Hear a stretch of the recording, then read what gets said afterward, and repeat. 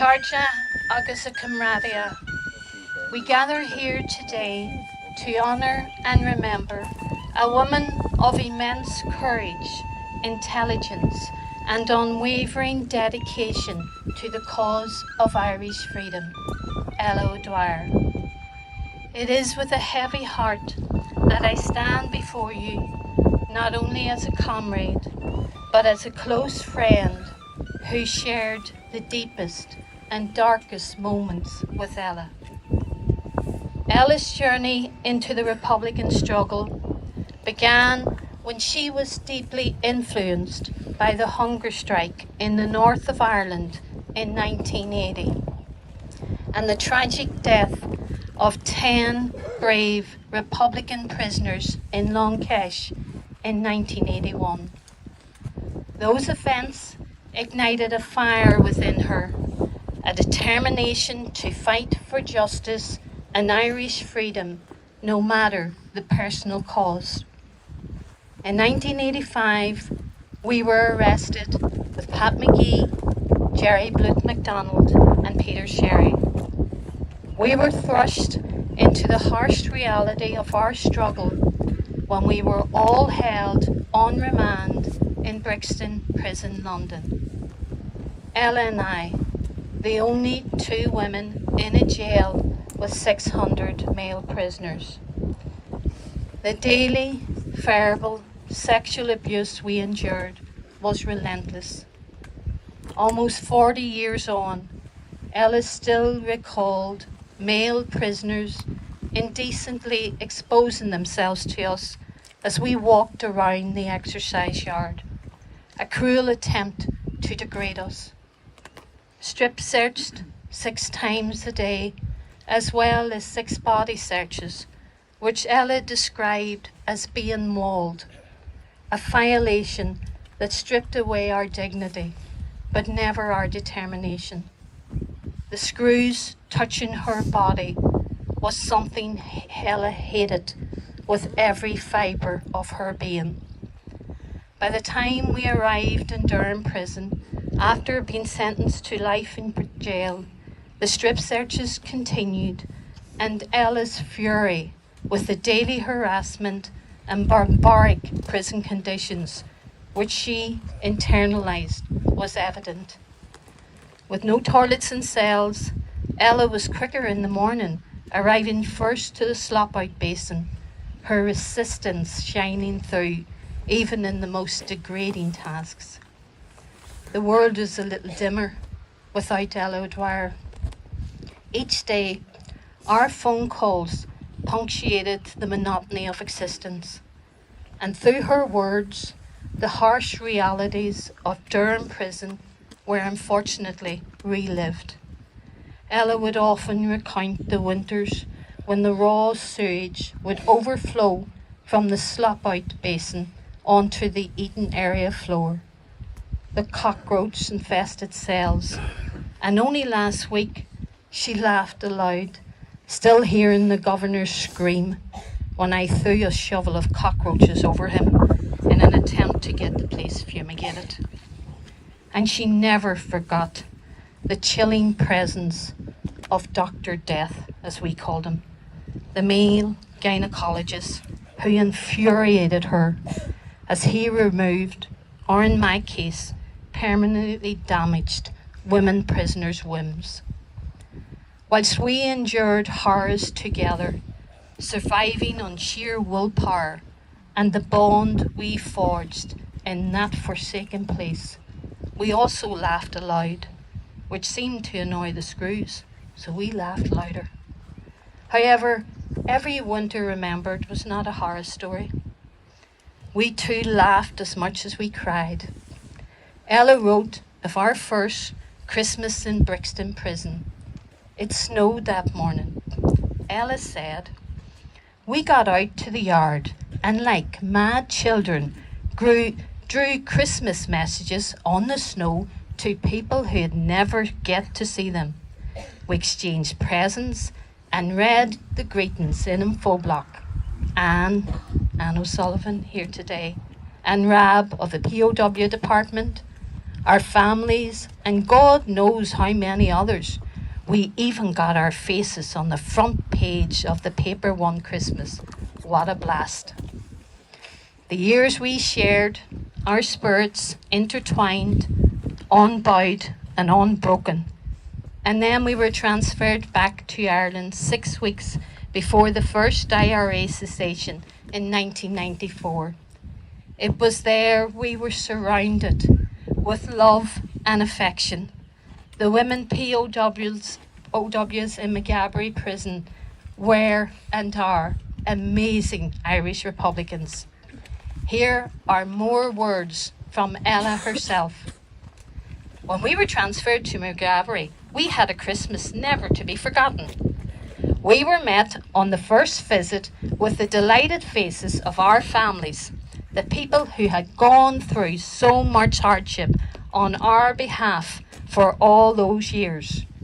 Whilst walking around the exercise yard in Durham under the dingy grey chimney of Hitchwing, I swore that if I ever got back under an Irish sky, I'd kiss the ground on the first Christmas there. If the Pope was good enough to kiss it, so was I. And that's how I begun Christmas morning 1994, she said. It was one hell of a Christmas, she went on to say.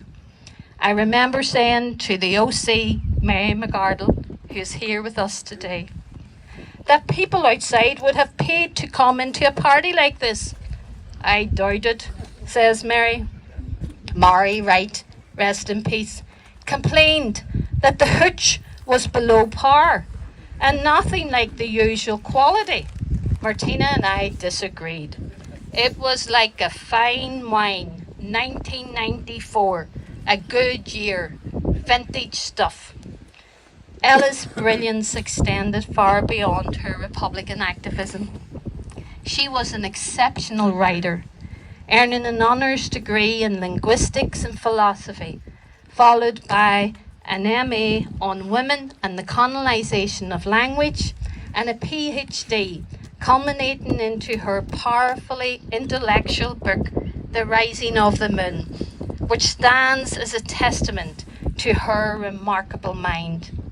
Dr. Ella O'Dwyer will undoubtedly be listed among the greats, Samuel Beckett and W.B. Yeats. Her legacy etched in the annals of Irish history. In an interview with Melissa Thompson in 1999, Ella's words resonated with the strength and clarity that defined her. She said, "We were more than prisoners. We were soldiers in the fight for our nation's freedom. They tried to break us with their cruelty, but they only forged our resolve." In the depths of jail, Ella found love with Jackie McMullen, her first husband, and he says her best, and she agreed. Their marriage didn't weather jail confinement, but their friendship remained steadfast, a testament to the resilience of their spirits. Jackie's visits to see Ella when he was in Dublin was a reminder of the camaraderie connection that transcends prison walls. Ella, anticipation for the local and European elections for Sinn Féin was palpable. She kept Sinn Féin candidate Alan Whelan's leaflet in her living room table, ensuring that I, Eamon Nolan, her carer Tina, and neighbours who came into her flat in Killarney Court knew where her 1, 2 and 3 were going. Sinn Féin all the way. Our last conversation on Tuesday, the 4th of June, was all about the forthcoming elections and about the legend, Michael Gaughan, as well as Jerry Adams, who apparently was on a TV programme that morning. Standing for elections herself for Sinn Féin in 2004 in Nina, she tasted defeat, but brushed it off with characteristic defiance. "I've had tougher challenges to overcome," she told me.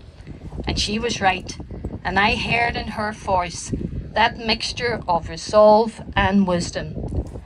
Dr. Ella O'Dwyer was more than a loyal Irish Republican soldier.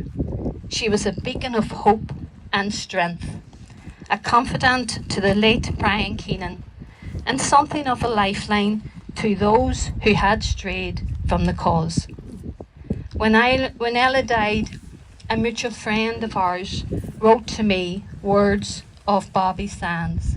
He said, "I fought a monster today." Ella fought her monsters with unparalleled courage, a warrior in every sense.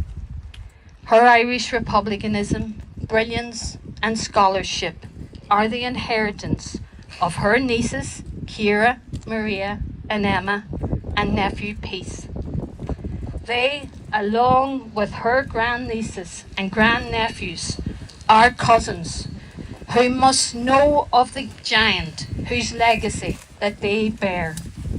I say to Ella's brothers and sister, Jerry, Phil, Bill, Patrick and Marion, tell your children and grandchildren who Ella was. Tell them she was a soldier, a revolutionary, a loving, dedicated, loyal Irish Republican whose lineage spanned from the good old IRA to the great IRA, of which she was a proud member.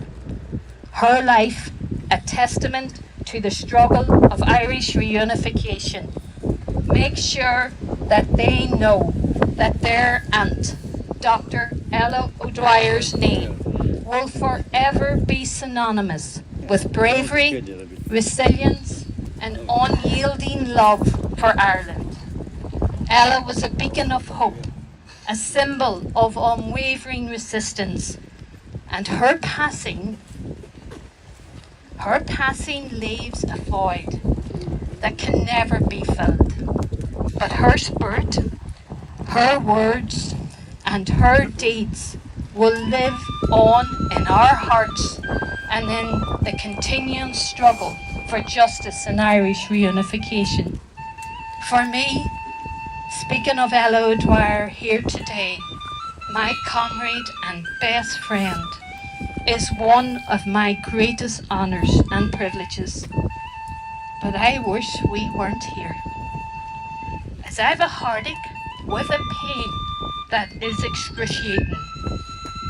Every call we had ended with the words, "I love you, comrade."